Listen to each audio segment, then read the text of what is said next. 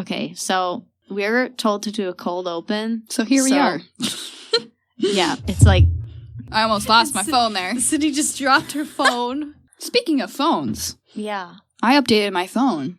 I did too, but I didn't... You decided not to play around with the widgets. Nope. It's pretty cool. Took me a while to figure out, though, and lots of YouTube videos, that's for sure. And you still can't get it right. I still can't.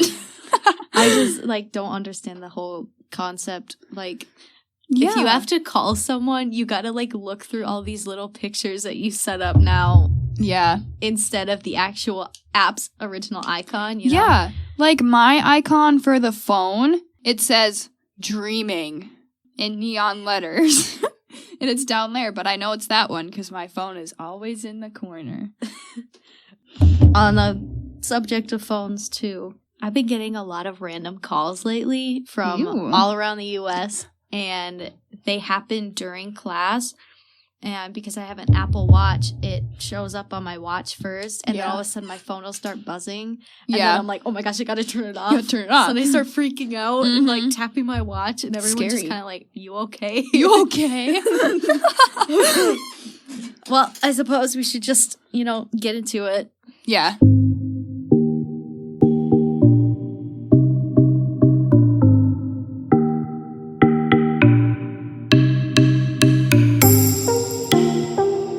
Welcome to Season 2 of the Florence BobCAST. I am your host, Kenzi Gummin, and with me is my co-host, Sidney Tomczak.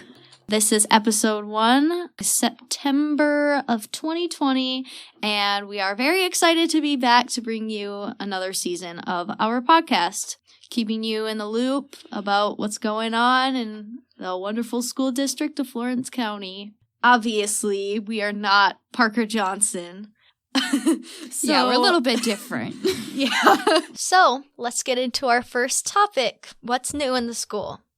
The new school year is already off to a good one, despite the continued coronavirus pandemic. Teachers and administrators have been hard at work in ensuring safety protocols are in place for students who are in the building. Parents could also choose a virtual education model for their children where students can join live classes remotely from their homes using newly implemented cameras and sound systems in each classroom. Fridays have also been designated as virtual support days, allowing staff to set up office hours with not only their virtual students, but also in-person students who may need some extra help. Athletics look a little different this year as well.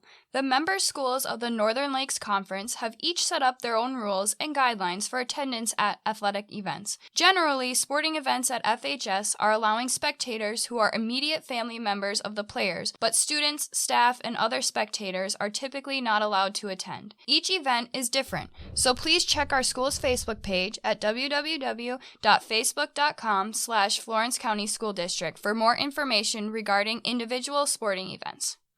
There are many new staff members at the school district this year, and we wanted to take an opportunity to welcome them to Florence. First, we have Stacy Brock, the new elementary associate principal. Heather Burns, pre-K through 12 art. Alicia Cania, who is the new guidance counselor, who we share with Niagara, Goodman, and Pembine. Dean Pietrantonio, the middle and high school paraprofessional. Laura Lee Springer, 5th grade teacher. Eric Swanson, new social worker, who we also share with Niagara, Goodman, and Pembine, and Amanda Wolf, the new 4K teacher.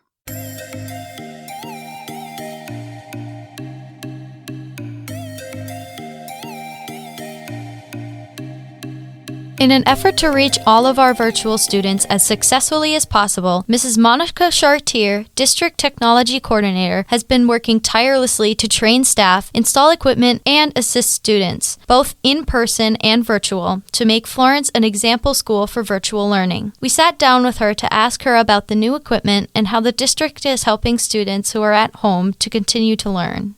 Well, thank you for joining us, Ms. Chartier. Happy to be here, girls. Can you explain, first off, some of the new technology we have in the classrooms to help with virtual learning?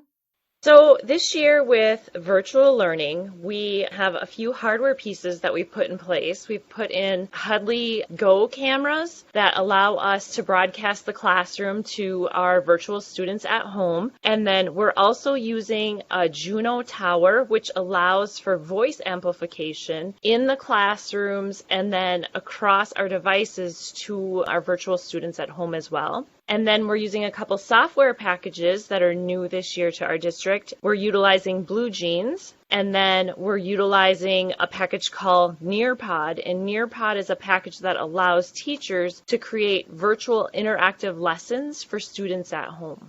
So we talk a lot about the program Blue Jeans. Could you explain what this is for people who aren't familiar with the program? Sure. Blue Jeans is a virtual meeting platform. It's similar to the programs that a lot of people use out there that are maybe more familiar with is Zoom or Google Meet. But this is the platform that allows us to deliver our content to our students virtually and then record that content so we can then play it back at a later date. Are there any other things that have changed with technology since our virtual learning experience from last spring? So we actually started this summer with a platform called Mobilemind, and that Mobilemind platform is a platform that allows teachers to get all kinds of Google training. So what we did this summer is we evaluated all the things that we did in the spring, and we tried to figure out what worked and what didn't work to make it better for the students when they returned this fall. And so we purchased that Mobilemind platform to allow our teachers to brush up on their Google skills. Then we did a Google Classroom training and a Blue Jeans training for our teachers this summer, so that way they could get better acquainted with that platform so we could make sure that they knew all the ins and outs. And then the teachers came up with this Google Classroom platform to kind of standardize it across for all students so that way it was easier for them to manage. And then on the first day of school, we did some trainings for our actual students so that way they had the same skills that they needed for Google Classroom and Blue Jeans.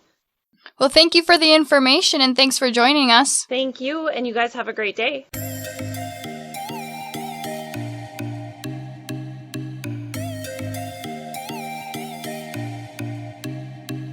Given the limited attendance being allowed at athletic events this year, the school district is implementing some new technology to help bring Florence High School sports to your screen at home. We sat down with Mr. Kris Johnson, Athletic Director at the school, to talk about the new system and how it works. Thank you for joining us, Mr. Johnson. You bet, no problem. So you guys want to tell us about the new camera system inside the gymnasium? Yeah, so it's the company that's providing it is the NFHS network that covers high school athletics throughout the country. And the brand of the camera is through Pixellot. And we've had an opportunity, they ran a promo this fall with limited spectators, et cetera, to give communities and families and whomever an opportunity to view games live. And that's what this opportunity, I think, is going to provide for anybody that doesn't have a ticket with limited spectators this fall, potentially into the winter, and who knows how long. We currently have one that's installed in the high school gym. That happened on Monday. We also went through the install process for a camera system out on our football field press box. It's my understanding as of today, Thursday the 24th, that the high school camera install is complete and has gone through the configuration process. And in talking with NFHS Network, it's my understanding that that game will be able to be viewed live tonight, home volleyball at 6 p.m. There is a cost in order to have access to our live athletic events. An annual pass is around $70. A monthly pass is $10.99 per month. And so there is some flexibility if someone just wants to watch a particular season for so long, or if they like watching all the events, they can save some money and do the annual pass. So, will the camera system stay in place after all of these restrictions are lifted? Yeah, we're under a 5-year contract right now with all of our equipment and with the NFHS network. So as of right now, they'll be in place regardless for 5 years. And even with unlimited spectators, there might still be extended family and people out of state that want to view them, and this will give them an opportunity to do that. Thank you for the interview. It was nice to get to know a little more about this new addition to the gym.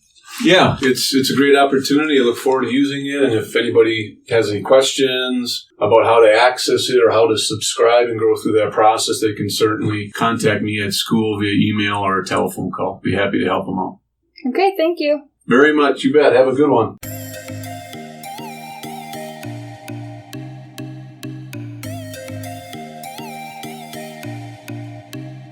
For upcoming events in the district, homecoming is Friday, October 9th. As of this recording, there is a parade scheduled for 5 p.m.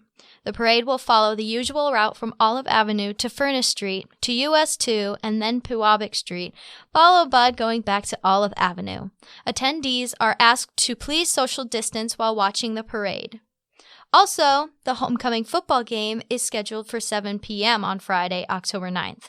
Please check the Florence County School District Facebook page for attendance limitations as the date draws nearer.